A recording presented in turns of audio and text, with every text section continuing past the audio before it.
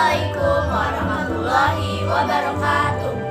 Kami mahasiswi vokasi Setiami D4 Akuntansi. Saya Ade Kurnia.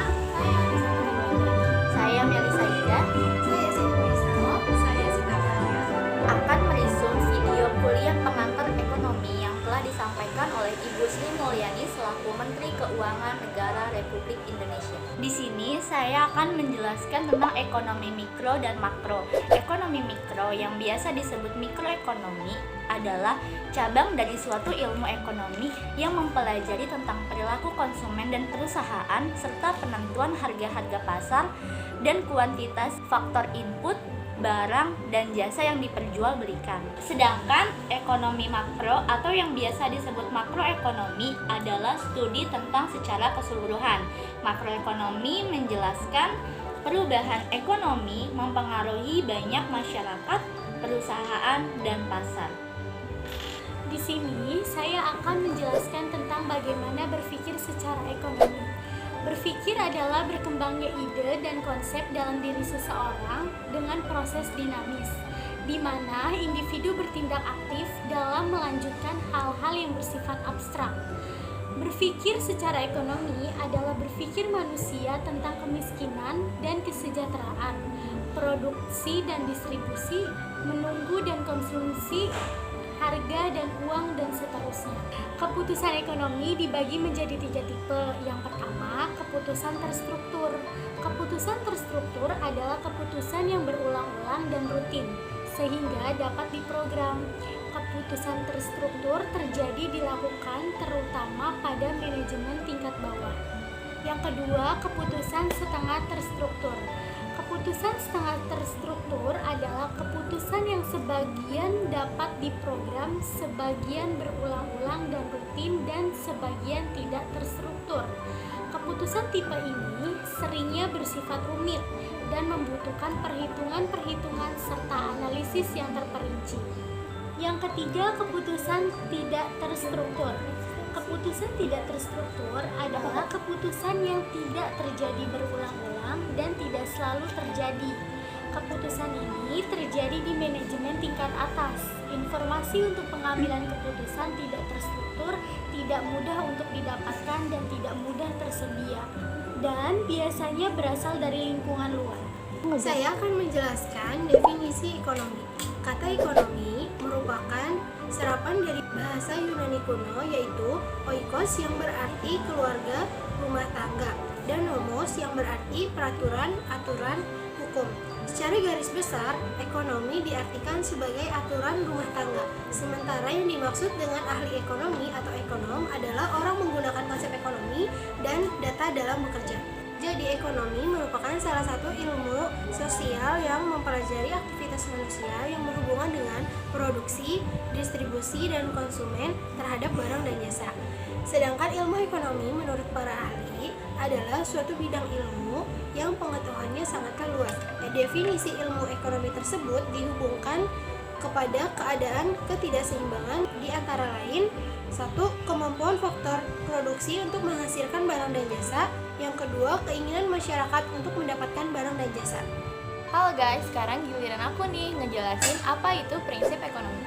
Apa itu prinsip ekonomi? Prinsip ekonomi adalah suatu usaha untuk memperoleh hasil semaksimal mungkin dengan melakukan pengorbanan sekecil mungkin.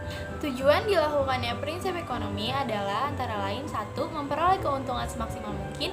2. Memaksimalkan alat, kemampuan, dan modal atau pengorbanan tertentu yang dimiliki. 3. Memperkecil resiko kerugian. 4. Menghindari pemborosan dan bertindak ekonomis. Berikut adalah 10 prinsip ekonomi dan sedikit penjelasannya. Yang pertama, semua orang akan menghadapi trade-off. Trade-off itu, pada saat kita menginginkan sesuatu, maka kita harus dapat mengorbankan sesuatu yang kita miliki. Misalnya, ketika kita menginginkan suatu barang yang bagus dan berkualitas, maka harus ada sesuatu yang harus kita korbankan untuk mendapatkan barang tersebut. Pengorbanan ini bisa dalam bentuk waktu, uang, tenaga, dan lain sebagainya. Yang kedua, mengorbankan biaya untuk mendapatkan sesuatu. Inilah yang biasa sering disebut dengan opportunity cost atau biaya kesempatan. Ketika kita menentukan sebuah pilihan, maka kesempatan ini akan menjadi berbuah.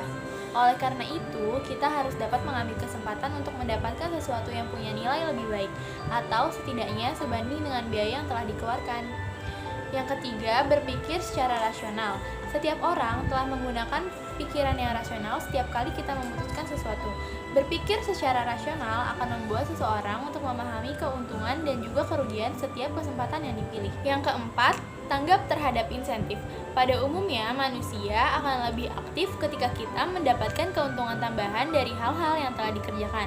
Misalnya, ketika seseorang ditawarkan insentif untuk bekerja lebih keras, maka kita akan mengambil kesempatan tersebut.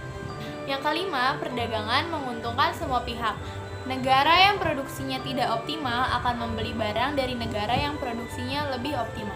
Yang keenam, pasar yaitu sarana terbaik dalam mengordinasikan kegiatan ekonomi. Dalam hal ini, produsen berhak untuk menentukan siapa yang dipekerjakan dan juga barang apa yang diproduksi. Sedangkan konsumen berhak untuk bekerja di perusahaan mana dan membeli barang yang diinginkan dari penghasilan mereka. Yang ketujuh, pemerintah dapat meningkatkan faktor produksi. Intervensi pemerintah tersebut dapat membantu penjual dalam memaksimalkan penghasilan mereka, yakni dengan menambah stok barang maupun dagang.